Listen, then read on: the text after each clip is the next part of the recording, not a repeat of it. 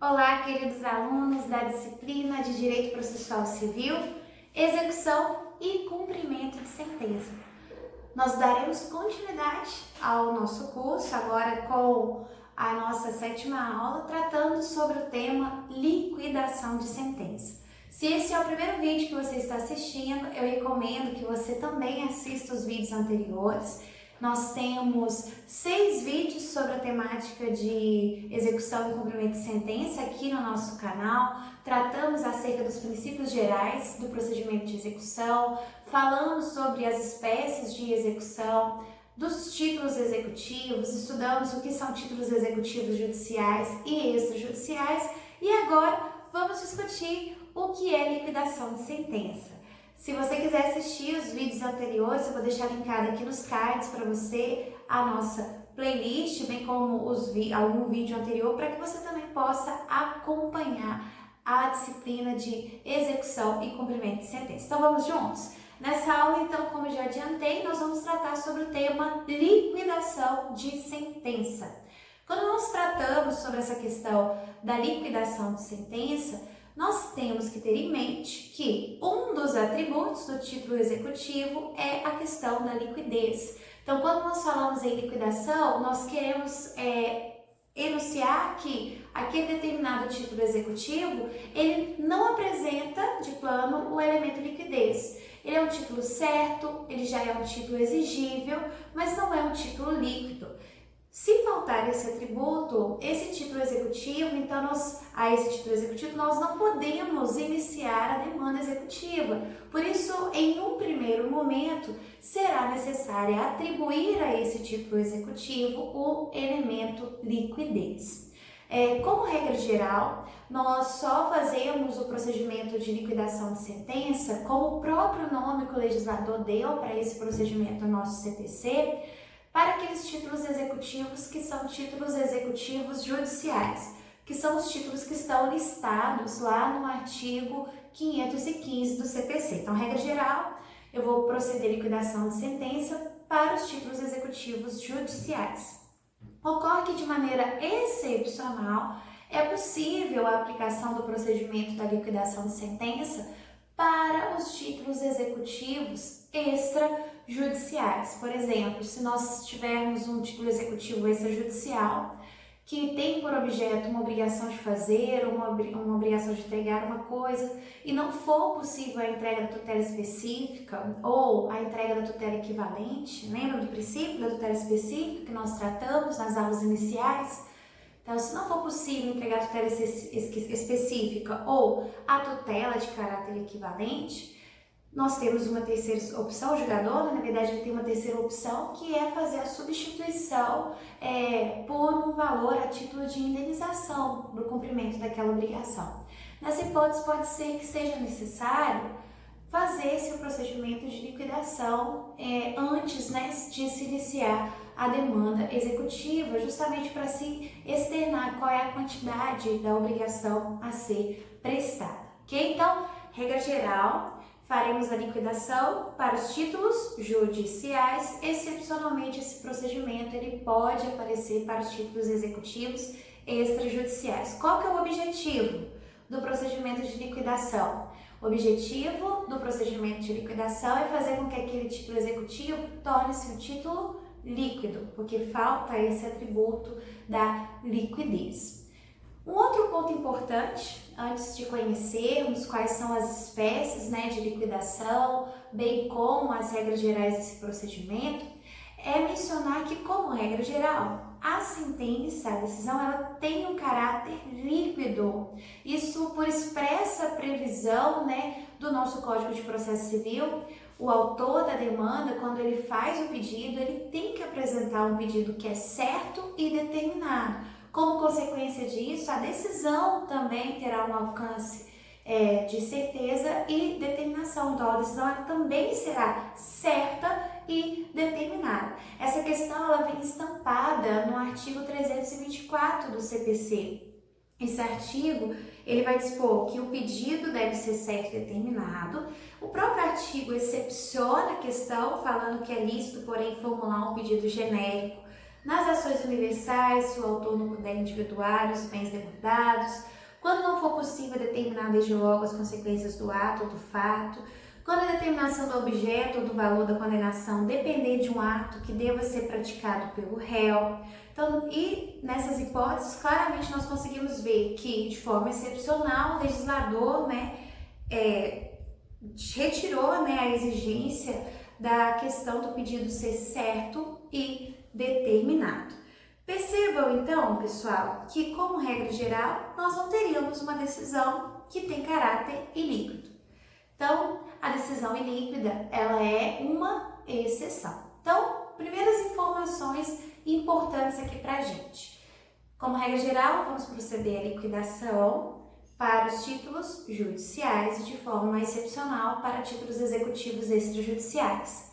Segunda, como regra geral, o título executivo ele tem que apresentar o elemento liquidez, ele tem que ter certeza, exigibilidade e liquidez, são atributos que nós já conhecemos.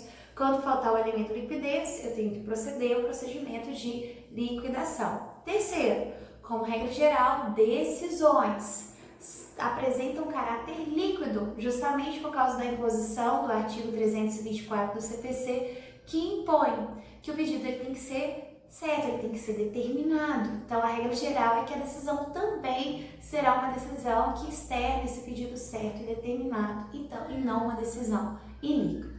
Mas diante de uma decisão ilíquida, o que eu tenho que fazer para dar liquidez a esse título executivo? Nós temos que fazer o procedimento de liquidação, cuja previsão no nosso Código de Processo Civil encontra-se nos artigos 509 a 512. Então, tudo sobre liquidação está do 509 até o artigo 512 do CPC. Vamos primeiro conhecer algumas informações genéricas que o artigo 509 nos apresenta. Logo em seguida, eu vou apresentar para vocês quais são os tipos de procedimentos de liquidação que o legislador elencou. Então, vamos lá. O artigo 509, no seu parágrafo 2º, ele vai dispor o seguinte: essa informação nós, inclusive, já conhecemos quando nós trabalhamos a questão da liquidez como um atributo do título executivo.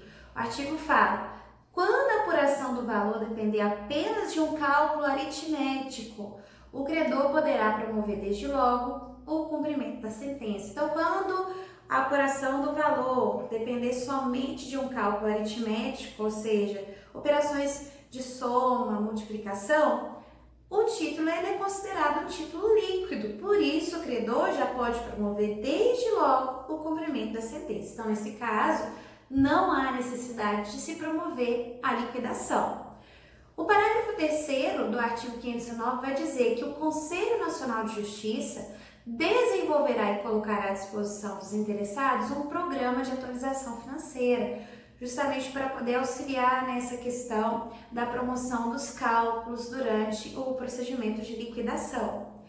O parágrafo 1º também traz uma informação de caráter geral que é importante para a gente. Ele fala o seguinte: quando na sentença houver uma parte líquida e outra parte ilíquida, então uma sentença que possui uma parte líquida e ilíquida, ao credor é lícito promover simultaneamente a execução daquela e em autos apartados a liquidação dessa. Percebam então que o dispositivo vai dispor o seguinte: se eu tenho uma sentença, uma decisão que tem caráter, tem dentro do seu bojo, uma parte que é líquida e outra parte que é ilíquida, é lícito ao credor promover desde já, no que se refere àquela obrigação que já é líquida, aquela questão que já é líquida, que já consigo aferir a quantidade, promover desde logo o cumprimento de sentença e aguardar a liquidação no tocante à questão da parte que é ilíquida.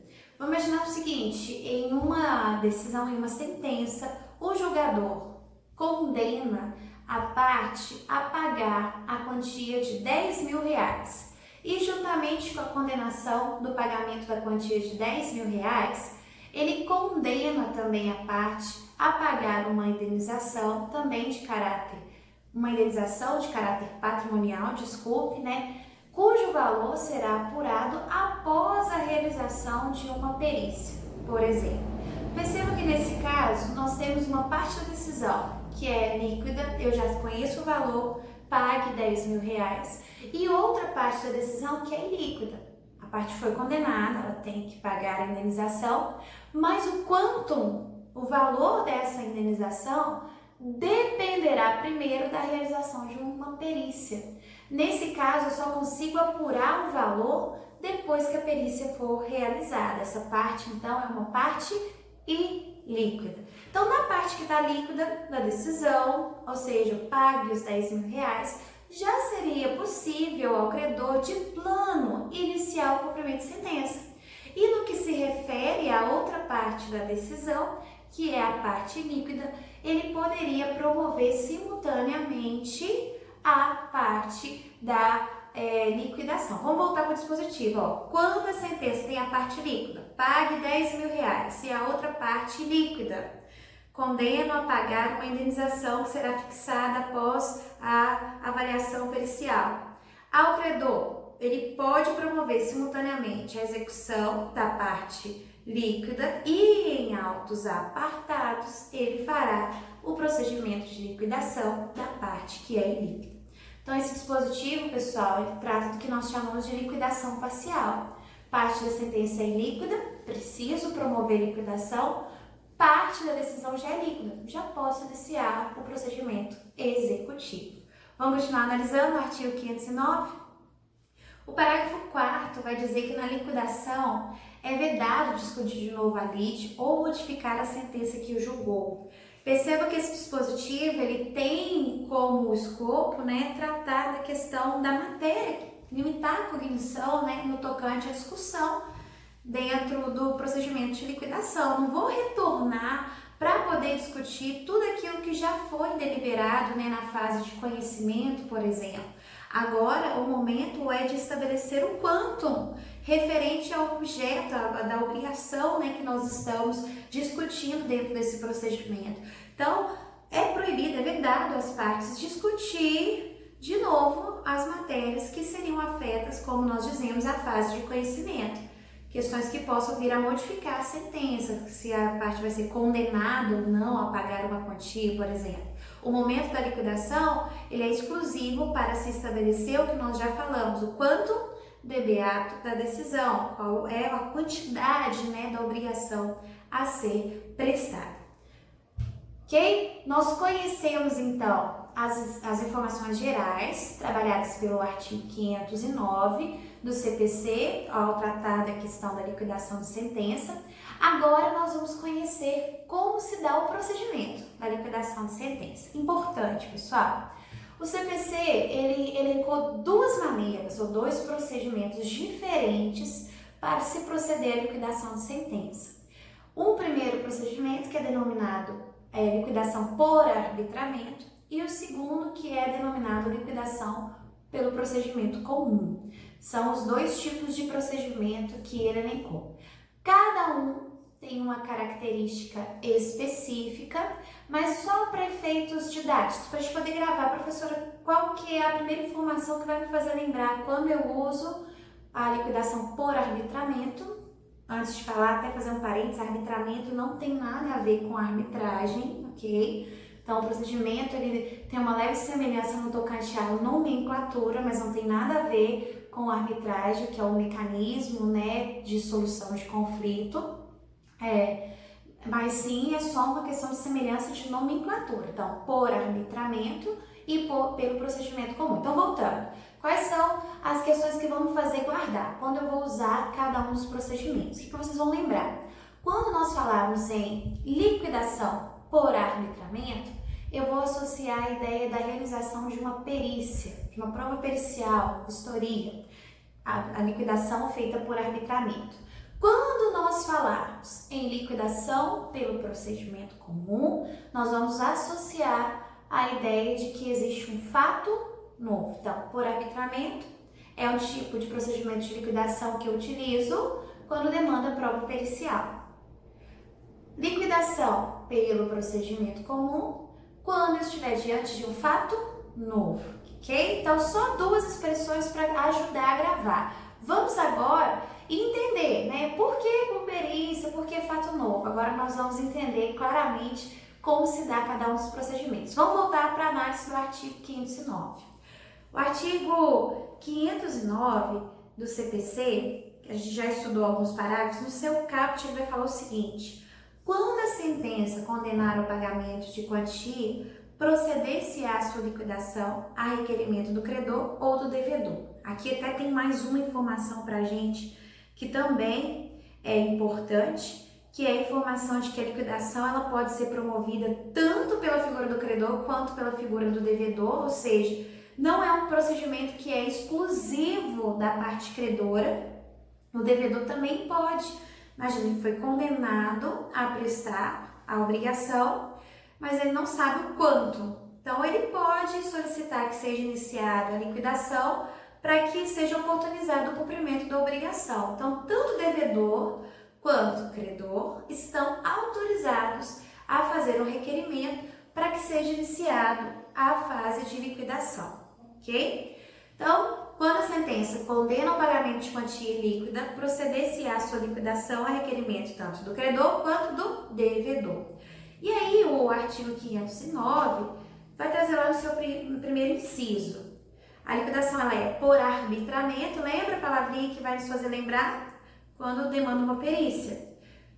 E o inciso 2 fala pelo procedimento comum. Então, vamos ver. Por arbitramento, quando determinado pela sentença, quando for convencionado pelas partes ou quando for exigido pela natureza do objeto da liquidação. Então, novamente, quando eu vou utilizar a liquidação por arbitramento? Olha a resposta no próprio dispositivo.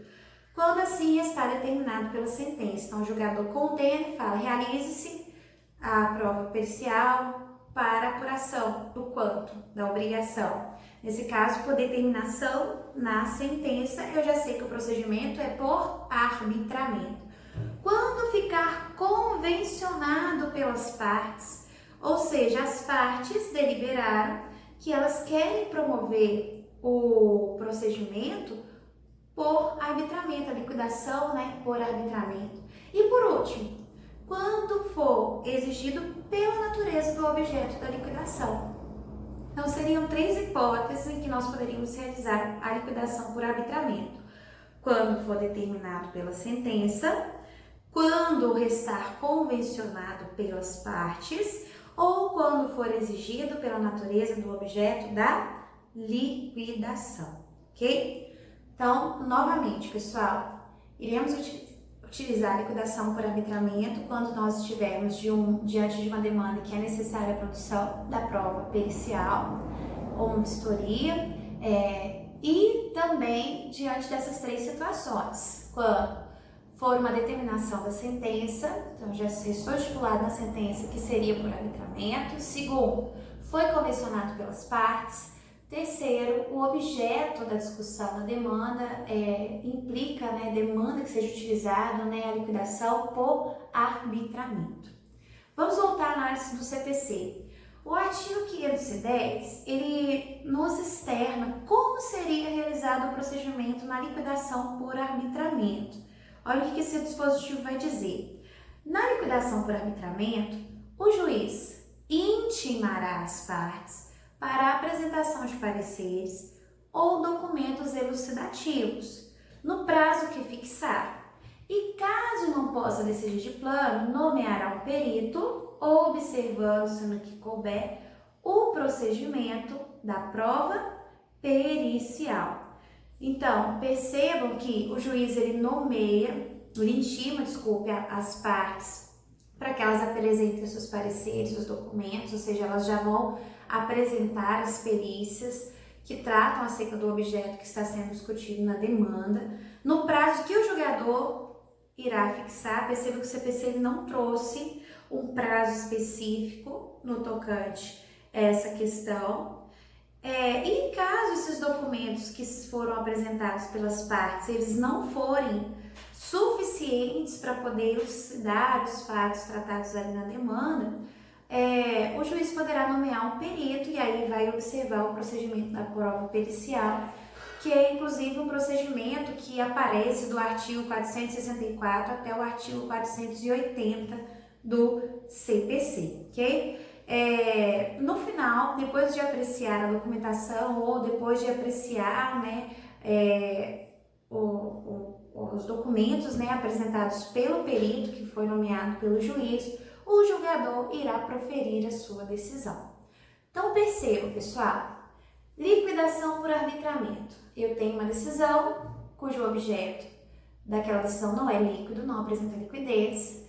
As partes convencionaram que iriam adotar o procedimento de arbitramento, ou isso foi determinado na decisão, ou o objeto da decisão demanda, né, que seja utilizado o procedimento do arbitramento. Nesse caso, o julgador ele intimará as partes para apresentar os seus pareceres e os documentos que irão elucidar os fatos. Se não forem suficientes, ele poderá nomear um perito e posteriormente ele vai decidir acerca daquela questão.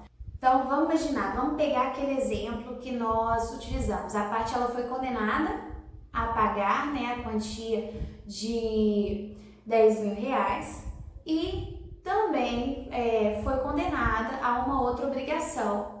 Imagine que era uma obrigação que está relacionada a uma prova que demanda uma perícia. Na época não era possível essa produção. Então, no final do processo, o juiz a condenou a arcar com aquela obrigação e depois dessa decisão que os procedimentos periciais seriam realizados para poder averiguar, né, qual seria o valor depois, né, que os peritos apresentassem os seus pareceres no tocante a essa questão em específico. Então, dessa forma, nós utilizaríamos uma liquidação por arbitramento, porque é necessária uma prova pericial, ok? Vamos voltar para o artigo 509.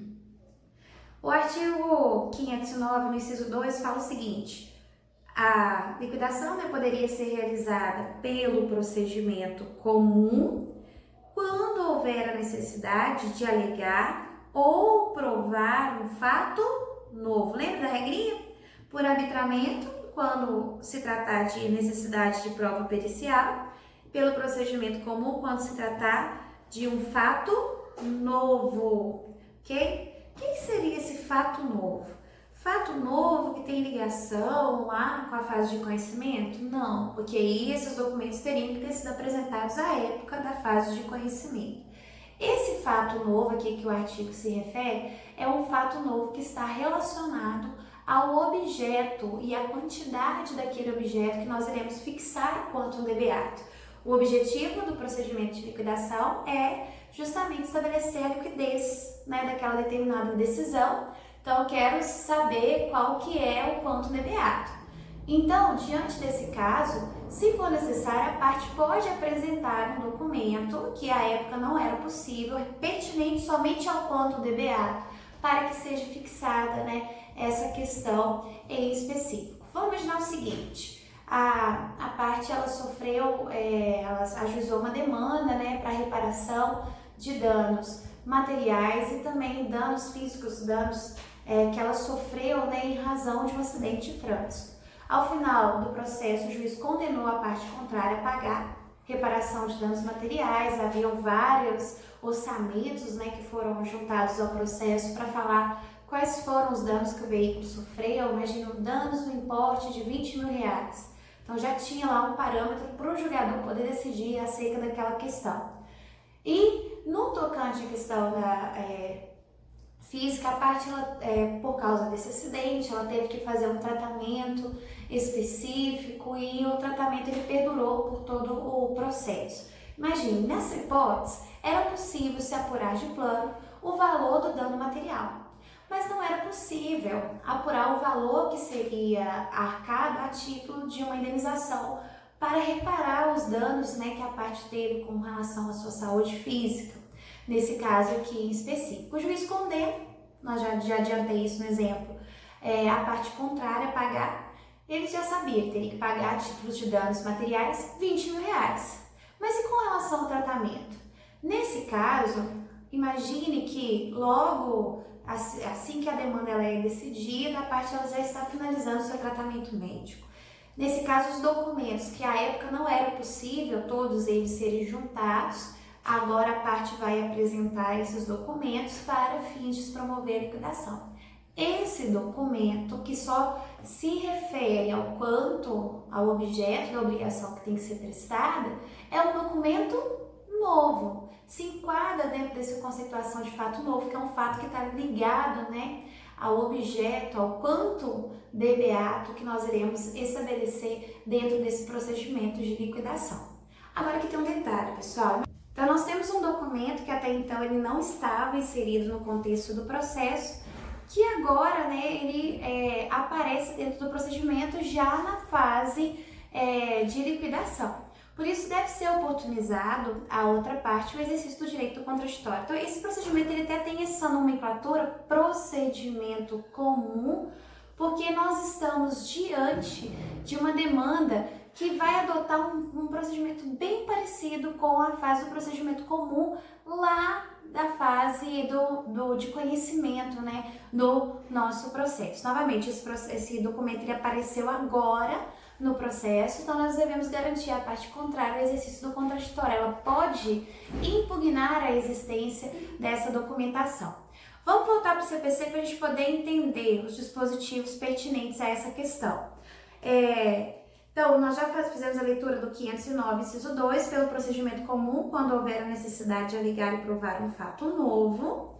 E aí, nós temos também o artigo 511, que vai falar o seguinte, que na liquidação pelo procedimento comum, o juiz determinará a intimação do requerido na pessoa do seu advogado ou da sociedade de advogados a que estiver vinculado, para que, querendo apresentar contestação no prazo de 15 dias, observando-se a seguir o que couber ao disposto no livro 1 da parte especial, que é justamente a parte que trata acerca do processo de conhecimento. Então, olha só, pessoal, pelo procedimento comum, o juiz determina a intimação do requerido na pessoa do advogado da sociedade de advogado, a que estiver vinculado, para que, se quiser, ele apresente contestação no prazo de 15 dias. Então, se ele quiser, ele vai apresentar a contestação, porque justamente o documento é novo, para se oportunizar o exercício do contraditório.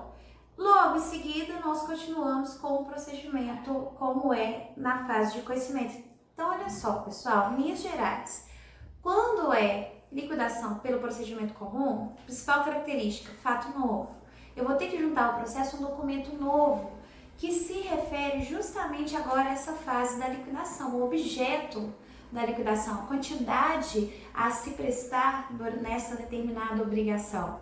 Como nós estamos juntando um documento novo no procedimento, esse documento ainda não havia aparecido no contexto, né, desse processo, nós temos que oportunizar a parte contrária o exercício efetivo do contraditório. Então, o julgador ele vai abrir um espaço de 15 dias para que a parte possa apresentar sua contestação. E aí o artigo fala que vai seguir com as determinações da fase de conhecimento. Aí só para a gente lembrar, na fase de conhecimento, como é que ficam as questões, né, que nós estamos tratando aqui? Na fase de conhecimento, eu apresentaria contestação, depois o procedimento seguiria, poderia haver a determinação, a apresentação de audiência, de outras provas, então o procedimento da liquidação seguiria a semelhança, né, da fase de conhecimento, ok? Então, para a gente fechar as espécies, né, as modalidades de liquidação, nós temos liquidação por arbitramento, novamente não tem nada a ver com arbitragem, que é realizado quando é necessário prova pericial, então o julgador intima as partes um prazo que ele vai determinar para apresentar os seus pareceres. Se ele entender necessário, ele pode nomear um perito para depois ele decidir acerca do quanto, do objeto, da quantidade a se prestar referente a essa obrigação. E no caso da liquidação por arbitramento, 3 são os seus requisitos para que seja realizado, né, por arbitramento: convencionado pelas partes, veio previsto na decisão, ou o objeto da decisão demanda que seja feito pelo procedimento de liquidação por arbitramento. Segundo tipo de procedimento de liquidação, pelo procedimento comum, quando há necessidade de se provar um fato novo. Eu vou juntar um documento novo agora ao processo para provar esse fato novo. Esse documento até então ele não tinha sido inserido no contexto da discussão do processo. Lembrando, não é documento que trate de matéria geral, matéria de mérito da demanda de conhecimento. É um documento que trata do objeto, da quantidade, né, da obrigação a se prestar em específico. Quando nós falarmos então do procedimento comum, vou lembrar, aparece lá com o procedimento comum da fase de conhecimento. Então, o julgador vai intimar a parte contrária para no prazo de 15 dias apresentar contestação e o procedimento segue como se fosse a fase de conhecimento, ok? Para a gente fechar, vamos ao último dispositivo, referente à questão de liquidação no CPC. Artigo 512 vai dizer: a liquidação poderá ser realizada na pendência de um recurso, processando-se em autos apartados no juízo de origem, cumprindo ao liquidante instruir o pedido com cópias das peças processuais pertinentes. Então, a liquidação ela pode ser realizada na pendência de um recurso, só que nesse caso a liquidação é feita em autos apartados, cumprindo ao liquidante instruir o pedido com cópias das peças processuais pertinentes. Então, nós vamos ver daqui algumas aulas que é possível se promover a execução provisória quando há a existência de um recurso. Aí, nesse caso, o requisito é que o recurso não possua efeito suspensivo. Aqui, esse requisito do efeito suspensivo ele não é necessário. Então, mesmo diante da presença de um recurso, as partes poderiam, né, dar início à fase de liquidação. A grande questão é que essa liquidação terá que ser processada em autos apartados e terá que ser instruída, né, com os documentos que são necessários à discussão. Uma última informação para a gente fechar esse tópico de liquidação é que da sentença, né, da fase de liquidação, cabe recurso e por expressa disposição do CPC, lá no artigo 1015, o recurso cabível seria agravo de instrumento, ok? Nós vamos finalizar aqui a nossa aula sobre liquidação de sentença e nós nos encontramos na nossa próxima aula de Direito Processual Civil, Execução e Cumprimento de Sentença. Até lá, bons estudos!